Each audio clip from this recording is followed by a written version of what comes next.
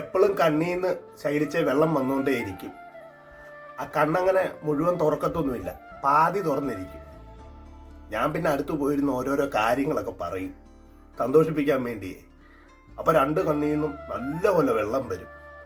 നമ്മൾ പറയുന്ന കാര്യങ്ങളൊക്കെ മനസ്സിലാകുമ്പം സന്തോഷം പ്രകടിപ്പിക്കുന്ന കാലും കൈ വിട്ടൊന്നും അനക്കാനൊന്നും പറ്റത്തില്ലല്ലോ.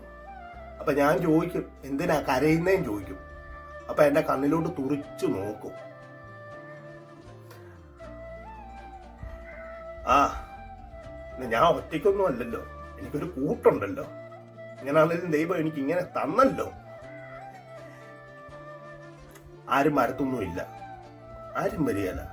പക്ഷെ എനിക്ക് പറ്റുന്ന പോലൊക്കെ ഞാൻ നോക്കുന്നുണ്ടടാ, നല്ലപോലെ നോക്കുന്നുണ്ട്. രാവിലെ 8 മണിയാകുമ്പോൾ ഞാൻ കുളിപ്പിച്ച് കഴിഞ്ഞ് കാപ്പി കൊടുക്കും. കാപ്പി കൊടുത്തു കഴിഞ്ഞ് ഗുളികയുണ്ട്, ഏട്ടുകൂട്ടം ഗുളികയുണ്ട്. അത് കഴിച്ചു കഴിഞ്ഞ് പിന്നെ ഒരു 3 മണിക്കൂറത്തേക്ക് ഉറക്കമാണ്.